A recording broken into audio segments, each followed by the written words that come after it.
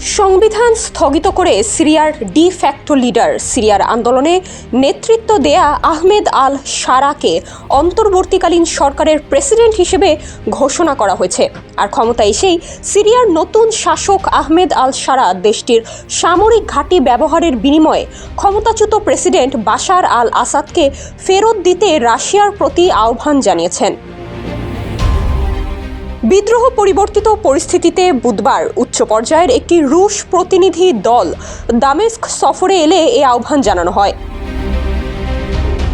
আন্তর্জাতিক গণমাধ্যম Al Jazeera জানিয়েছে, ক্রেমলিনের মুখপাত্র দিমিত্রি পেসকভ আজ বুধবার বিষয়টি নিয়ে সাংবাদিকদের প্রশ্নের কোনো উত্তর দেননি।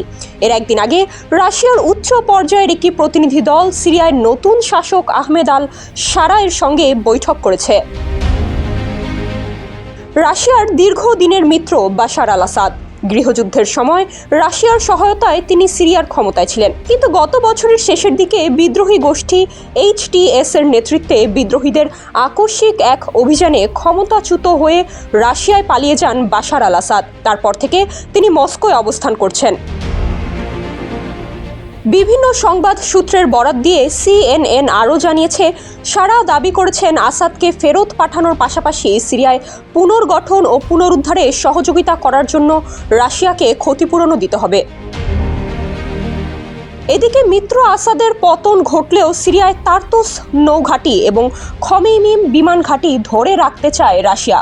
এই ঘাঁটিগুলো ভূমধ্য সাগরে রাশিয়ার সামরিক উপস্থিতি বজায় রাখার জন্য অত্যন্ত গুরুত্বপূর্ণ। সাবেক সোভিয়েত ইউনিয়ন অঞ্চলের বাইরে এগুলোই রাশিয়ার একমাত্র সামরিক ঘাঁটি। তবে মধ্যপ্রাচ্যে মস্কোর ঘনিষ্ঠ মিত্র আসাদের পতনের পর সিরিয়ার নতুন সরকারের সঙ্গে কাজ করতে আগ্রহী রাশিয়া। এমনকি বিশ্বের প্রভাবশালী দেশটি সিরিয়ার অখণ্ডতা ও সার্বভৌমত্বকে সম্মান করে বলেও জানায়।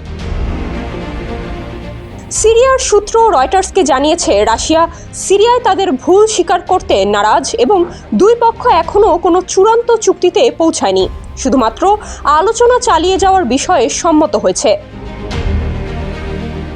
সানবিট সব দিবে সামাল। সানবিট ম্যাজিক প্রেস ডিশওয়াশিং এর মাথা ঘোরানো সলিউশন। রুশ প্রেসিডেন্টের কার্যালয় ক্রেমলিনের মুখপাত্র দিমিত্রি পেসকভ বলেন, জটিল এক পরিস্থিতিতে রুশ প্রতিনিধি দল সিরিয়া সফর করেছেন। তিনি এ সফরকে খুব গুরুত্বপূর্ণ বলে উল্লেখ করে সাংবাদিকদের জানান, সিরিয়ার নতুন সরকারের সঙ্গে সম্পর্ক উন্নয়নে তারা আলোচনা চালিয়ে যাবেন।